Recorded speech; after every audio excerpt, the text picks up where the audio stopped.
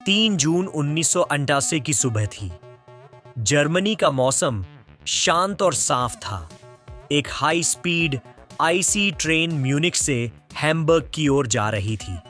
Train में एक German family बैठी थी, कॉफी पीते हुए, बातें करते हुए और बाहर के नज़ारे देख रही थी। सब कुछ बिल्कुल नॉर्मल था, शांत, सुरक्षित और खूबसूरत। लेकिन कुछ ही मिनटों बाद ये शांति डर में बदलने वाली थी। यह ट्रेन जर्मनी का गर्व थी। लोग कहते थे कि यह दुनिया की सबसे सुरक्षित और तेज ट्रेन है। इसकी स्पीड 250 किलोमीटर प्रति घंटे तक पहुंच जाती थी। डिजाइन आधुनिक, आरामदायक और सुंदर था। लेकिन इस परफेक्ट सिस्टम के अंदर एक बहुत छोटी सी गलती छुपी थी जो किसी को दिखी नहीं। यह गलती थी पहियों में। शुरुआत में पहिए एक ही स्टील के टुकड़े से बनते थे, जिन्हें मोनोब्लॉक व्हील कहा जाता था। यह मजबूत और भरोसेमंद होते थे। सब कुछ सामान्य लग रहा था जब तक उस दिन की सुबह नहीं आई। सुबह करीब 10:43 पर ट्रेन एक छोटे से कस्बे एशेडे के पास पहुंची। तभी ट्रेन के नीचे से एक तेज धातु जैसी आवाज आई।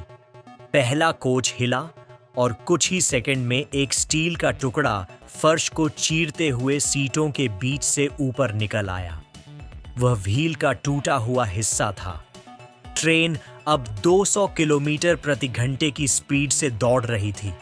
जब वह एक जंक्शन पॉइंट से गुजरी तो व्हील का टुकड़ा ट्रैक के स्विच से टकरा गया। उस टकराव से ट्रैक की दिशा बदल गई।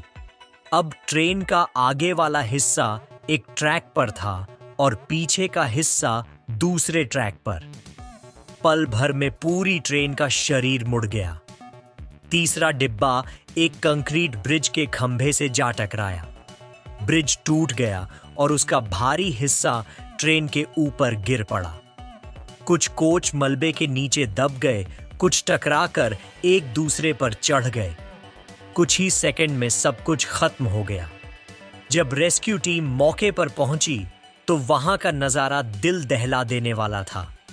टूटे हुए डिब्बे, बिखरे हुए लोहे के टुकड़े और लोगों की चीखें।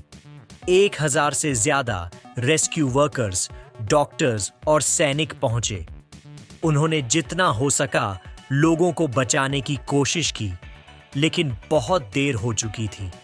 उस हादसे में 101 लोगों की मौत हुई और 88 लोग गंभीर रूप से घायल हुए।